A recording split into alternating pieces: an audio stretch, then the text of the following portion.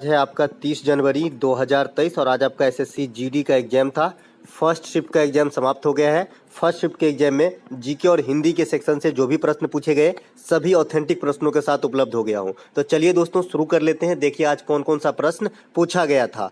यहाँ पर एक प्रश्न पूछा गया था, ब्रेबोर्न स्टेडियम कहाँ स्थित है। देखिए मैंने कल ही बात किया था कि कलिंगा स्टेडियम और बिरसा मुंडा स्टेडियम जो है आपका उड़ीसा में है।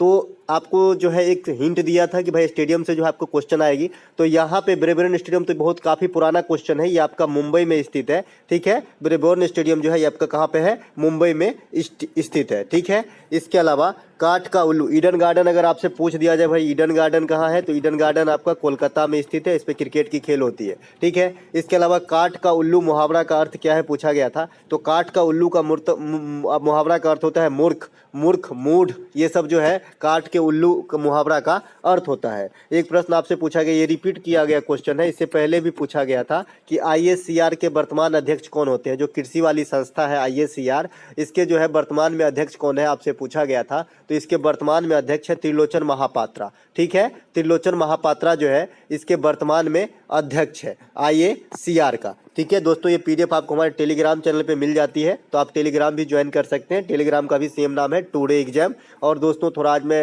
एक्स्ट्रा फैक्ट ज़्यादा इंक्लूड नहीं कर पाया क्योंकि मैं आज थोड़ा घर से बाहर हूँ। 2019 में भरतनाट्यम के किस नृत्य को पद्मश्री दिया गया था। क्योंकि मैं जो आपको पढ़ाता हूँ एक्स्ट्रा फैक्ट के साथ ही पढ़ाता हूँ, लेकिन आज यहाँ पे दूसरे दिन की तुलना में थोड़ा कम एक्स्ट्रा फैक्ट है।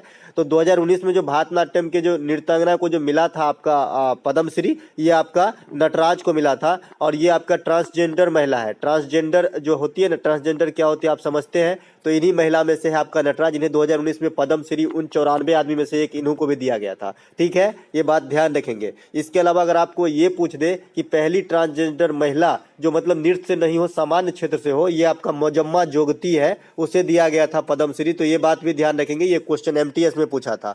भरतनाट्यम तमिलनाडु का नृत्य है और 8 शास्त्रीय नृत्य में से एक इसका प्रमुख स्थान है। नाट्य शास्त्र के लेखक भरत मुनि है। अब 8 शास्त्रीय नृत्य कौन कौन से हैं एक बार फिर से रिकॉल कर ले, क्योंकि यहाँ से भी क्वेश्चन आने पूछे जाने की पूरी संभावना है।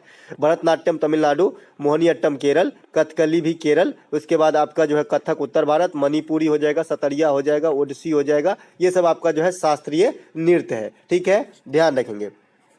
इसके अलावा एक प्रश्न आपसे पूछा गया, भारत के जो है प्रथम ओलंपिक में ध्वजवाहक कौन थे। देखिए ध्वजवाहक की जो शुरुआत हुई आपकी 1920 वाली ओलंपिक से हुई है। इससे पहले ध्वजवाहक वाला जो फैसिलिटी था ओलंपिक के अंदर नहीं था। तो जो 2020 की ओलंपिक हुई थी उसमें भारत के तरफ से पुरमा बनर्जी जो है ये एथलेटिक्स थी, तो उस समय के ध्वजवाहक का काम की थी।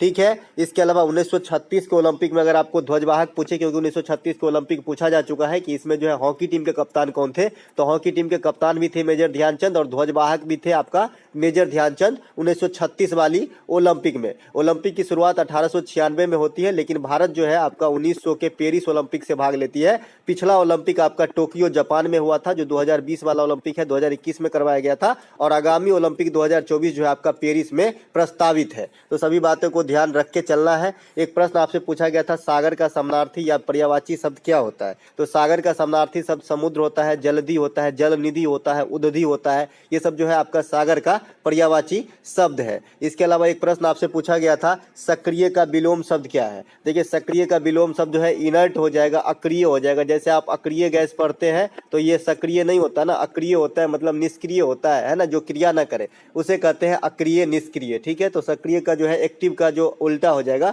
डिसएक्टिव हो जाएगा, डिजेबल हो जाएगा, यानी इनर्ट हो जाएगा। सरहुल कहाँ का त्योहार है। कोई बच्चा बोल रहा है कि सरहुल पूछा था, कुछ बच्चा बोल रहा है कि सागा दावा पूछा था। बहरहाल इन दोनों में से कोई भी पूछा होगा, मैं दोनों को जो है आपको पीडीएफ के थ्रू बता दिया हूं और एक्स्ट्रा फैक्ट में बता दिया हूं।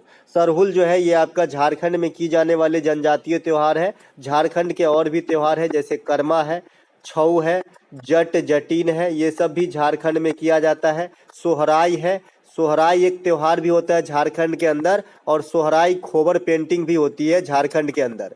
ठीक है, तो दोनों बात ध्यान रखेंगे। एक सोहराई खोबर पेंटिंग है और सोहराई त्योहार है, दोनों झारखंड से ही संबंधित है। सोहराई खोबर को जो है जीआई टैग भी दिया गया है। लोसांग, सकेवा, सागा दावा ये तीनों सिक्किम का जो है प्रमुख त्योहारों में से है। हॉर्नबिल जो है ये नागालैंड के जो है प्रमुख त्योहारों में से है। मोपीन, सोलुंग ये सब जो है आपका अरुणाचल प्रदेश में मनाई जाने वाली प्रमुख त्योहार है। साथ साथ अरुणाचल प्रदेश में जो जो है लोसार भी हो जाएगा, क्योंकि वहाँ भी बौद्ध धर्म के लोग रहते हैं, और जहाँ जहाँ बौद्ध धर्म के लोग रहते हैं वहाँ जो है आप लोसार त्यौहार टिक कर सकते हैं, कोई दिक्कत नहीं है। अरुणाचल प्रदेश, हिमाचल प्रदेश, लद्दाख वगैरह। सिमगो जो है, साओ जोजाओ जो है, ये आपका गोवा का है। गोवा का एक और फेस्टिवल होती है, आम्र फेस्टिवल होती है। मांडू महोत्सव आपका मध्य प्रदेश का होता है। मार्च नृत्य अगर आपसे पूछे तो ये भी मध्य प्रदेश का है। इसके अलावा हेमिस त्योहार जो है आपका लद्दाख में होता है। पुष्कर महोत्सव जो है आपका जम्मू एंड कश्मीर में होता है। कंचौथ फेस्टिवल ये भी आपका जो है जम्मू कश्मीर में होती है। नोंगलगेम डांस फेस्टिवल ये आपका मेघालय में होता है। फुलदेई त्योहार आपका उत्तराखंड में होता है। इसके बाद नौखाई त्योहार आपका उड़ीसा में होता है। ये बात सब ध्यान रखते चलेंगे। इसके अलावा अनुच्छेद 19 का संबंध किससे है ये पूछा गया था, तो ये आपकी प्रेस की स्वतंत्रता से है। अनुच्छेद 20 को जो है सजा आदि के मामले में छूट की बात कही गई है। अनुच्छेद 21 निजता का अधिकार, ये जिसे प्राण एवं दैहिक स्वतंत्रता का अधिकार कहा जाता है। अनुच्छेद 23 और 24 जो है शोषण के विरुद्ध अधिकार है, जिसमें 23 पर जो है मानव तस्करी पे रोक और 24 में जो है बाल श्रम पे निषेध बताया गया है। 25 से 28 तक धार्मिक स्वतंत्रता से संबंधित है। अनुच्छेद 32 संवैधानिक उपचारों से संबंधित है, जिसे भीमराव अम्बेडकर ने संविधान का आत्मा कहा है। और सुप्रीम कोर्ट जो है इसी आर्टिकल का प्रयोग करके रीट जारी करते हैं 5 प्रकार का। और किसी आम आदमी के मौलिक अधिकार में हनन होती है तो इसी आर्टिकल का प्रयोग करके आप सुप्रीम कोर्ट तक जा सकते हैं। एक प्रश्न रिपीट किया गया, स्थावर का विलोम शब्द क्या होता है। देखिए एनालिसिस देखने का यही फायदा होता है, कुछ क्वेश्चन तो रिपीट हो जाते हैं, कुछ क्वेश्चन एक्स्ट्रा फैक्ट से आ जाते हैं। तो स्थावर का विलोम शब्द जो है आपका जंगम होता है। वैसे हिंदी के लिए टेंशन नहीं लेना, हिंदी एकदम ईजी पूछा जा रहा है। एक प्रश्न पूछा गया कि साल 2022 तक नीति आयोग के अध्यक्ष कौन थे, तो प्रधानमंत्री मोदी। क्योंकि मैं नीति आयोग के बारे में कल जो मैं अपने तरफ से वीडियो दिया उसका एक एक पोस्टमार्टम कर दिया, शुरुआती से लेकर अब तक, है ना। और मैंने ये भी बताया था कि प्रथम उपाध्यक्ष और प्रथम सीईओ भी याद रखना है। पीडीएफ में भी देख लीजिएगा अगर विश्वास नहीं हो रहा है तो भाई नीति आयोग के अध्यक्ष कौन होते हैं, पीएम होते हैं। तो 2022 में क्या, ये 2014 यानी जब से नीति आयोग बना है तब से अध्यक्ष पीएम ही रहा है, यानी नरेंद्र मोदी ही रहा है, क्योंकि दूसरा कार्यकाल चल रहा है। उपाध्यक्ष सुमन कुमार बेरी है वर्तमान में, और सीईओ जो है परमेश्वरम है। इससे पहले उपाध्यक्ष कौन थे, तो राजीव कुमार थे, क्योंकि क्वेश्चन का फॉर्म चल रहा है कि इससे पहले कौन थे। और अमिताभ कांत जो है इससे पहले जो है आपका ये थे, क्या बोलते हैं, सीईओ। इसके बाद प्रथम उपाध्यक्ष कौन थे, तो अरविंद पनगड़िया। और प्रथम सीईओ कौन थे, तो सिंधु श्री खुल्लर। स्थापना की बात करेंगे तो 2015 में होती है। किसका स्थान लेता है, तो योजना आयोग का स्थान लेता है आपका नीति आयोग। इससे एक प्रश्न पूछा गया। इसके अलावा एक प्रश्न पूछा गया था कि भारत में नियंत्रक एवं महालेखा परीक्षक जो है किससे संबंधित कौन से अनुच्छेद होती है, नियंत्रक एवं महालेखा परीक्षक से।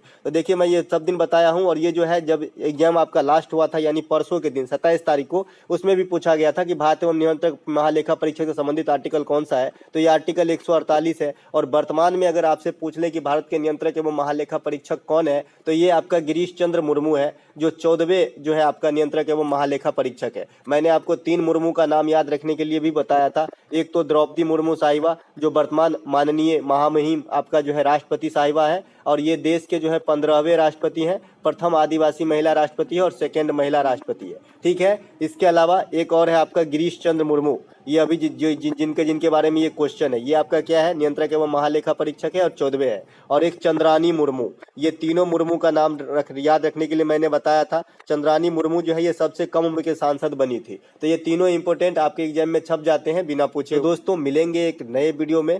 अगर आपको अच्छा लगा हो तो लाइक कीजिएगा, और हो सके तो अपने दोस्तों के बीच शेयर भी कर सकते हैं ताकि औरों तक पहुंचे, है ना। तो मिलेंगे एक नए वीडियो में, तब तक के लिए जय हिंद।